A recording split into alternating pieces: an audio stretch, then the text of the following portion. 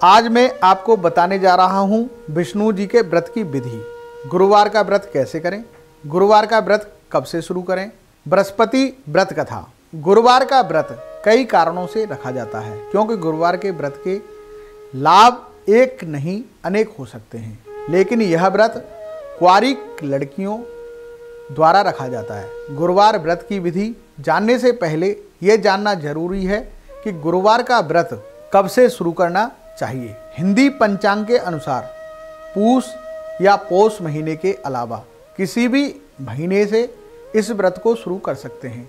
किसी भी अच्छे काम की शुरुआत शुक्ल पक्ष में की जाती है, इसलिए हिंदी तिथि के हिसाब से शुक्ल पक्ष के पहले गुरुवार से प्रारंभ करें। इसमें 16 गुरुवार के व्रत किए जाते हैं और 17वें उपवास पर उद्यापन किया जाता है। गुरुवार का व्रत का उद्यापन करने के लिए 5 चीज़ों का होना आवश्यक है, जिसमें चने की दाल, गुड़, हल्दी, कोई भी पीला फल, केला या पपीता और पीला वस्त्र। फिर पूजा वाले दिन यथावत पूजा करें और उद्यापन करते हुए ईश्वर से प्रार्थना करें कि वो अपनी कृपा हम पर बनाए रखें। पूजा संपन्न होने के बाद पूजा की सामग्री को भगवान को अर्पण कर दान में दे दें। अब इसकी पूजा विधि भी जान लेते हैं, जिसके अनुसार आपको व्रत करना चाहिए। गुरुवार के दिन उठकर सबसे पहले स्नान करें और स्वच्छ पीले रंग के वस्त्र धारण करें। फिर मंदिर में जाकर भगवान को पीले फूल और चावल अर्पण कर गुरुवार के 16 व्रत करने का संकल्प लें और पूजन प्रारंभ करें। पूजन सामग्री में चने की दाल, गुड़, हल्दी, पीले फूल, पीली मिठाई, पीले चावल और हवन सामग्री रखें। इसके साथ ही भगवान श्री हरि विष्णु की एक तस्वीर भी अवश्य होनी चाहिए। भगवान का स्मरण करते हुए पीला वस्त्र चढ़ाएं। इसके साथ केले के पेड़ की पूजा की जाती है। एक लोटे में जल से उसमें थोड़ी हल्दी डाल दें और भगवान विष्णु के साथ केले के पेड़ की जड़ को जल दें। इसके बाद भगवान का सच्चे मन से ध्यान करें और गुरुवार की कथा पढ़ें।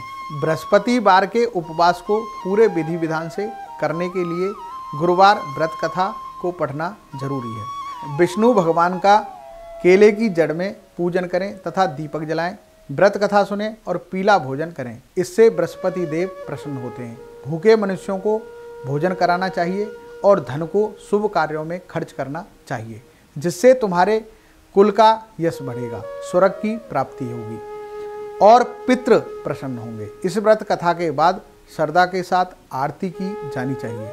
इसके बाद प्रसाद बांटकर उसे ग्रहण करना चाहिए। अब मैं आपको बताऊंगा इस व्रत में आपको क्या करना चाहिए। बृहस्पतिवार का व्रत रखने के बाद सवाल आता है कि इस व्रत में क्या खाना चाहिए। गुरुवार का व्रत विष्णु जी और बृहस्पति देव के लिए रखा जाता है।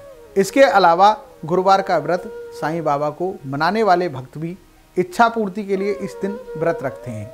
इस प्रकार दोनों व्रतों में लिया जाने वाला फलाहार अलग अलग होता है। आइए जानते हैं व्रतियों को इन दोनों उपवास में क्या खाना चाहिए।